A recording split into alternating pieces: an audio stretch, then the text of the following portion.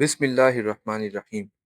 ناظرین، تمام انسانوں کو اللہ تعالیٰ کے پاس جا کر اپنے دنیا میں کیے گئے ہر عمل کا حساب دینا ہوگا اور اس کے مطابق اللہ تعالیٰ اسے سزا و جزا دیں گے۔ یہ عقیدہ اسلام میں عقیدہ آخرت کہلاتا ہے اور اسلام میں اس عقیدے پر یقین رکھنا ایمان کا اہم حصہ ہے۔ لفظ آخرت کا معنی بعد میں آنے والی چیز ہے۔ اس عقیدے کو اللہ تعالیٰ نے قرآن مجید میں ان الفاظ میں بیان فرمایا ہے۔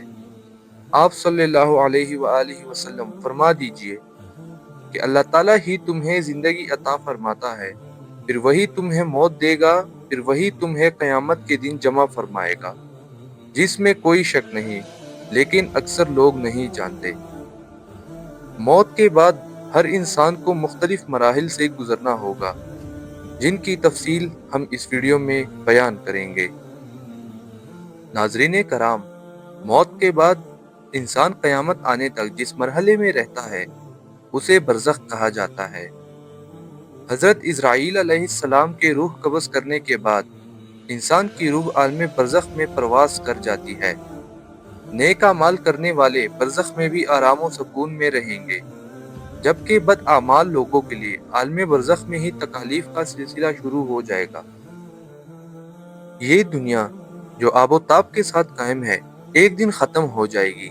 اللہ تعالیٰ حکم کرے گا اور دنیا اور اس میں بسنے والی ہر چیز فنا ہو جائے گی۔ عالم برزخ سے تمام روحوں کو قیامت کے میدان میں اکٹھا کیا جائے گا اور حساب و کتاب کا عمل شروع ہو جائے گا۔ اللہ تعالیٰ میزان عدل قائم کریں گے، جس پر ہر انسان کے ہر عمل کو تولا جائے گا۔ ایک پلڑے میں نیکیاں اور دوسرے میں اس کی برائیاں رکھ کر تولی جائیں گی۔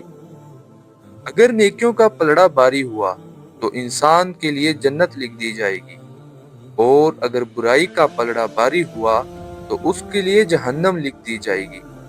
اس کے متعلق قرآن پاک میں ارشاد ہے، اور قیامت کے دن ہم انسان کے ترازو رکھیں گے تو کسی پر کچھ ظلم نہ کیا جائے گا، اور اگر رائی کے دانے کے برابر بھی کسی کا عمل ہوگا تو ہم اسے بھی لے آئیں گے، اور ہم حساب لینے کے لیے کافی ہیں۔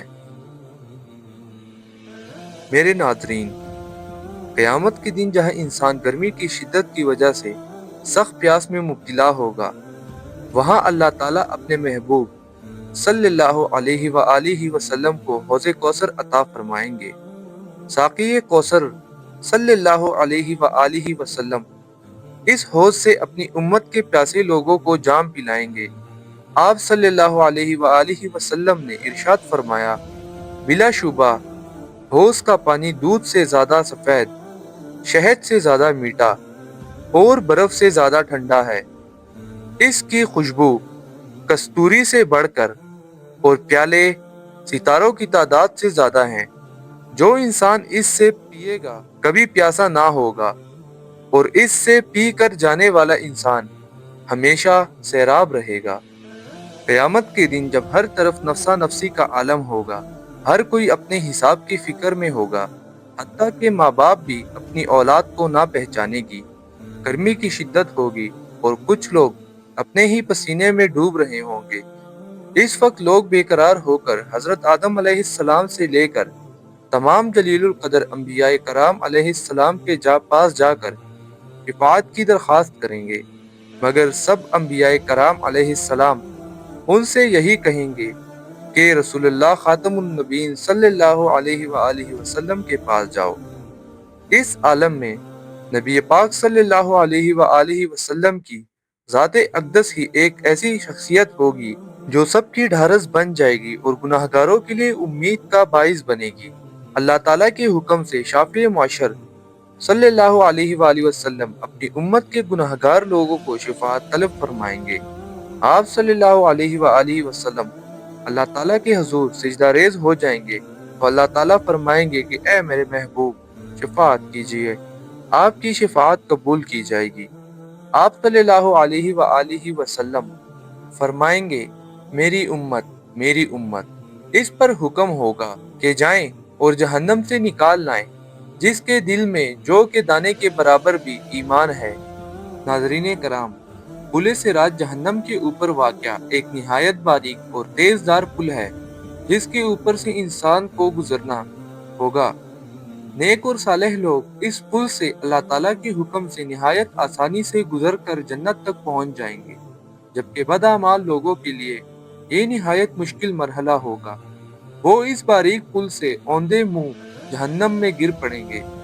پلے سے رات کے متعلق نبی پاک صلی اللہ علیہ وآلہ وسلم نے ارشاد فرمایا ہے، جہنم پر ایک پل ہے جو بال سے زیادہ باریک اور تلوار سے زیادہ تیز ہے۔ اس پر لوہے کے کنڈے اور کانٹے ہیں، جسے اللہ تعالیٰ چاہے گا یہ اسے پکڑیں گے۔ لوگ اس سے گزریں گے، بعض پلک جھپکنے کی طرح، بعض بجلی کی طرح، بعض ہوا کی طرح، بعض بہترین اور اچھے گھوڑوں اور اونٹوں کی طرح گزریں گے، اور فرشتے کہیں گے، ربی سلم ربی سلم، یعنی اے پروردگار سلامتی سے گزار، اے پروردگار سلامتی سے گزار۔ بعض مسلمات نجات پائیں گے، بعض زخمی ہوں گے، بعض اوندے ہوں گے، اور بعض منہ کے بل جہنم میں گر پڑیں گے۔ ناظرین کرام، عقیدہ آخرت کے انسان کی عملی زندگی پر مرتب ہونے والے چند اثرات ہوتے ہیں، جس سے انسان میں احساس ذمہ داری پیدا ہوتی ہے، جرأت و بہادری پیدا ہوتی ہے، صبر اور تحمل پیدا ہوتا ہے، نیکی سے رغبت اور برائیوں سے انسان کو نفرت ہو جاتی ہے، مال سے رغبت کا خاتمہ ہو جاتا ہے۔ انسان کے دل میں اگر جہنم کا خوف ہو اور آخرت کا خوف ہو تو انسان بہت طرح کے گناہوں سے بچ سکتا ہے اور اپنے نبی کے اس راستے پر چل سکتا ہے جو اس نے انسانوں کو بتایا ہے۔ اللہ پاک ہم سب کی خیر فرمائے، اللہ پاک ہم سب کی بخشش فرمائے۔